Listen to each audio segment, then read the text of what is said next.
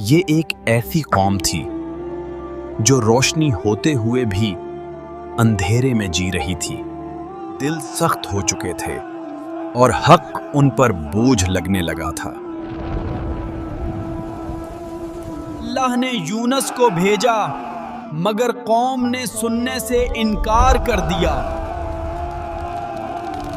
حضرت یونس نے سمجھا کہ اب اللہ کا عذاب آ ہی جائے گا اور وہ شہر چھوڑ کر نکل پڑے اللہ کے حکم سے پہلے۔ یہ ایک نبی کی آزمائش تھی اور ایک لمحے کی جلدی۔ سمندر جو بظاہر خاموش تھا، ایک کشتی میں سوار ہوئے، انجام سے بے خبر۔ شروع میں سب پور سکون تھا، پھر آسمان بدل،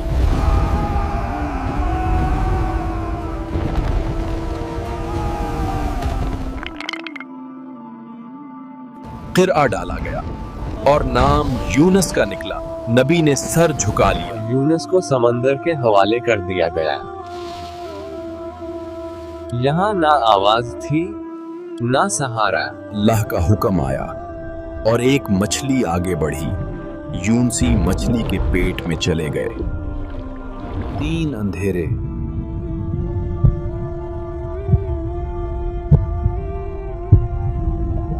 اور پھر وہ دعا نکلی جو قیامت تک زندہ ہے۔ یہ الفاظ نہیں تھے، یہ توبہ تھی۔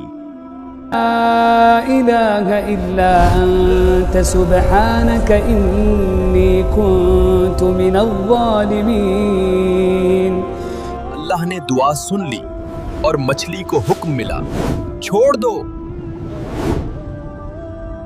یونس کو کنارے پر پھینک دیا گیا، کمزور مگر زندہ۔ اللہ نے سایہ دیا اور شفا دی۔ When the people saw the sky change and their hearts trembled, they repented. اور اللہ نے عذاب روک لیا۔ یہ وہ قوم تھی جسے بچا لیا گیا۔ یونس واپس آئے اور قوم ایمان لے آئی۔ یہ اللہ کی رحمت کی فتح تھی۔ Calm ocean, golden light, and an example of the humility of a prophet. This story teaches us کہ اللہ سے پہلے کوئی راستہ نہیں اور توبہ کے بعد کوئی اندھیرا نہیں۔ اگر نبی بھی پلٹے تو ہم کیوں نہیں؟ اللہ ہر پکار سنتا ہے۔ یہ کہانی نہیں، قرآن کا پیغام ہے، اور ہر ٹوٹے دل کے لیے امید ہے۔